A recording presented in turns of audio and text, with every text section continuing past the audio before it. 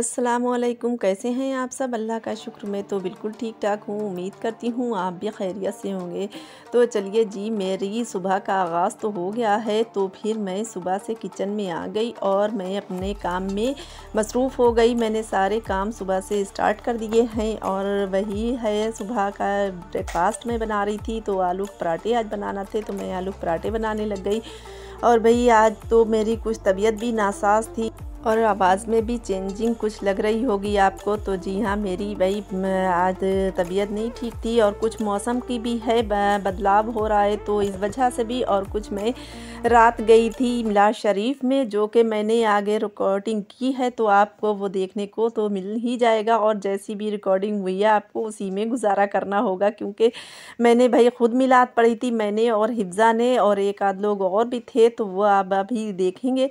तो बस यही था, मुझसे जो रिकॉर्ड हो पाया मैंने कर लिया। तो यहाँ पर मेरे जो थे वो जाले-फाले उतरने लगे थे, काफ़ी कई रोज़ हो गए थे। अच्छा, आजकल तो ऐसा हो रहा है कि जाले तो एक-एक दिन में, यानी एक रात में जो है जाले हो जाते हैं। तो जाले तो घर में रखना बिल्कुल भी नहीं ठीक है, क्योंकि इससे नेस्ती भी होती है और बीमारियाँ भी बहुत आती हैं। तो जाले नहीं रखना चाहिए और आपको घर की साफ़-सफ़ाई जो है वो अच्छी तरह से करते ही रहना चाहिए। मेरी बिल्कुल भी नहीं हिम्मत तो हो रही है, क्योंकि आजकल मौसम भी चेंज है थोड़ा, तो इसलिए जो था मैंने फिर जो है मैंने कर लिया था ये जो कुछ भी मुझसे सफाई हो सकी। अच्छा, फ़ैन जो है कुछ ज़्यादा ही ऊपर होते हैं, तो इनकी सफाई इस तरह से मैं बराबर करती रहती हूँ। जितना भी इस तरह से आ पाता है जाला तो मैं वो ले लेती हूँ। उसके बाद में जो है ये उतर तो सकते नहीं हैं बराबर, तो इसलिए मैं इसी तरह से इनकी सफाई करती हूँ। बस इसी तरह से जाला सारा गिरा दिया मैंने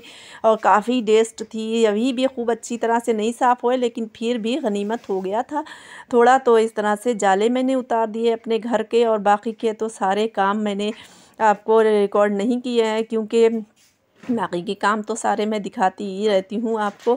तो यहाँ पर ये देखें, मेरी जो थी अच्छी तरह से पूरे रूम की और ये सब सफाई हो गई। ये देखें मैं, अच्छा मुझे डबल मेहनत करना पड़ गई। पहले तो मैं झाड़ू पोछा कर ही चुकी थी, लेकिन फिर जब मुझे वो नज़र आया तो मैंने देखा, अरे भाई काफ़ी जाला हो गया है, ये 2-3 रोज़ में इतना जाला हो जाता है।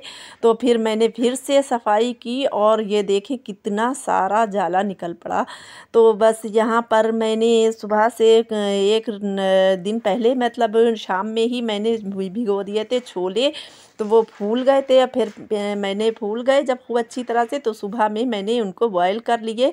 बस सोडा थोड़ा सा और नमक डालकर मैंने बॉयल कर लिए थे और कुछ भी नहीं डाला। फिर उसके बाद में ये देखें, मैंने प्याज को जो था वो पेस्ट बना लिया। उसी मिक्सर जार में फिर मैंने 2 मीडियम साइज़ के टमाटर ले लिए और उसका भी पेस्ट मैंने बना लिया। और जब टमाटर का पेस्ट भी बन गया, तो चलिए अब तैयारी करते हैं इनको बघारने की। तो मैंने पॉट में डाल दिया है ऑयल, और ऑयल अपने हिसाब से डाल लें। मैंने अपने हिसाब से डाल दिया था। ये कुछ खड़े गरम मसाले हैं खुशबू वाले, जो कि होते हैं। तो इसमें होगा तेज़ पत्ता और जो है सफ़ेद इलायची, लाल इलायची, लौंग और ज़ीरा और काली मिर्च दाना। तो बस इसको इसी तरह से खड़े मसाले डालकर, और मैंने ऑयल में थोड़ा सा बस इन्हें रोस्ट करना है। उसके बाद में फिर वही पिसी हुई जो मैंने डाली थी प्याज, उसको डालकर और लहसुन अदरक का पेस्ट, दोनों चीज़ों को अच्छी तरह से फिर से मैंने भून लेना है खूब ऑयल छूटने तक। तो बस इसी तरह से पका लेंगे, जो कि कच्ची स्मेल भी निकल जाए और बहुत ज़्यादा इसको जो है ब्राउन नहीं करना है। तो बस इसी तरह से भूनना है थोड़ी देर के लिए, बस इसका पानी जो है वो खुश्क हो जाए प्याज में और ऑयल जो है वो ऊपर को आ जाए। तो बस इसको भून लेना है और भून कर थोड़ी देर के बाद फिर इसमें जो है थोड़े से स्पाइसी मसाले जाएंगे, जो कि मेरे बच्चों को भी बहुत पसंद है माशाल्लाह से, वो अच्छे से खा लेते हैं ये। तो फिर मैंने बना लिया, क्योंकि सब्ज़ी ज़्यादा नहीं पसंद करते हैं, तो मैंने इसको जो है वो छोले बना लिए। तो अब ये बारी आ गई थी इसमें डालने की टमाटर पेस्ट। मैंने टमाटर पेस्ट भी डाल दिया और टमाटर पेस्ट डालने के बाद में फिर से इनकी दोबारा से भुनाई कर लेना है, क्योंकि इसमें भी काफ़ी पानी होता है टमाटर में भी। तो टमाटर का पेस्ट भी डालकर भून लेंगे अच्छी तरह से। जब भुन जाएगा तो फिर इसमें स्पाइसी मसाले डाल देंगे। तो यहाँ पर मैंने डाला है थोड़ा सा टर्मरिक पाउडर, और उसके बाद में डाली है लाल मिर्च पाउडर और कश्मीरी लाल मिर्च, और इसमें डाला है धनिया पाउडर और चाट मसाला, गरम मसाला। यही सारे मसाले जो है, सॉरी चाट मसाला नहीं यानी छोले मसाला। तो फिर मैंने इन सारे मसालों को थोड़ा सा वही जार में मैंने पानी डाला, और जो सारे मसाले जो उसमें लगे हुए थे वो सारा पानी इसमें डाल दिया, और डालकर फिर से मसालों की भुनाई करना है। अब की तो बहुत अच्छी तरह से भुनाई करना है, क्योंकि मसाले जो हैं जो अच्छी तरह से नहीं भुनते हैं तो उसमें जो है उसका फिर टेस्ट सही नहीं आता। तो यहाँ पर थोड़ा मैंने दही डाल दिया है। अब दही को उसमें भी पानी होता है, तो खूब अच्छी तरह से दही को भी भून लेना है। जब उसका भी पानी खुश्क हो जाए, मसाले भुन जाएं, तो यहाँ पर ये देखें मेरे छोले हैं थोड़े थोड़े सारे मैंने मैश करना है। बस सारे नहीं मैश करना है, थोड़ा सा बस चम्मच जो है वो चलाना है। तो इसमें चलाकर बस ये देखें थोड़े से पूरे भी हैं, साबित हैं, और थोड़े थोड़े से जो हैं वो मैंने मैश कर लिए हैं। तो बस चम्मच से ही कर ले, और सॉफ्ट हैं बिल्कुल, तो बड़े आराम से हो जाते हैं, कोई ज़्यादा मुश्किल काम नहीं है। तो बस यहाँ पर इसकी जो है वो ग्रेवी जो है वो बन जाती है। इस तरह से अगर मैश कर लेते हैं तो इसमें जो है सब एक जान हो जाते हैं, मसालों के साथ मिक्स हो जाते हैं। तो यहाँ पर ये देखें मैंने हरी मिर्च भी ऐड कर दी थी वहाँ पर, और बिल्कुल अब थोड़ी देर इसको पका लेना है। बस इस तरह से कि बिल्कुल हल्की फ्लेम कर दें, कम बिल्कुल स्लो, क्योंकि अब ये तो पके हुए हैं, ये मतलब कि गले हुए भी हैं। अब ज़्यादा नहीं पकाना है, ना इसमें ज़्यादा मैंने पानी ऐड किया है, कुछ भी नहीं डाला है।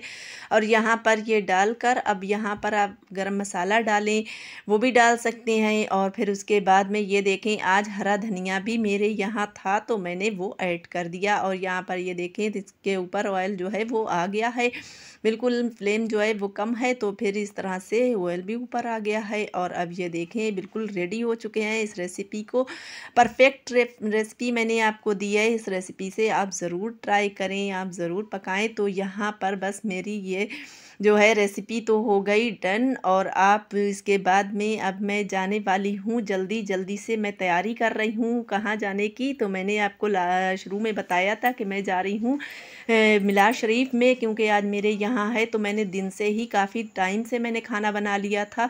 तो यहाँ पर ये वही ड्रेस है जो कि मैंने स्टिच की थी, तो इसलिए मुझे आपको दिखाना था कि ये पहनने के बाद किस तरह से लग रही है। तो फिर यहाँ देखें हिफ्ज़ा भी पहनकर रेडी हो गई हैं, तो मुझे आपको इसी तरह से ज़्यादा दिखाना पड़ा आज। तो यहाँ पर ये देखें मैं ये ड्रेस पहनकर जा रही हूँ। तो बस ये जल्दी जल्दी से हम दोनों तैयार हो जाएंगे, और मेरे सारी हम लोग एक साथ जा रहे हैं, सारी देवरानियाँ और सभी लोग जा रहे हैं। यहाँ के बहुत सारे लोग जा रहे हैं। अच्छा कुछ दूरी पर है, तो हम लोग तो खैर बाइकों से जाएंगे, और बाकी के लोग पैदल भी जा सकते हैं। तो यहाँ पर ये देखें सारे लोग रेडी हो गए और तैयार होकर सब जा रहे हैं। अच्छा मेरे यहाँ कुछ लाइट का भी इशू रहता है, तो आपको ज़्यादा वीडियो जो है तो कुछ ज़्यादा साफ नहीं नज़र आएगी।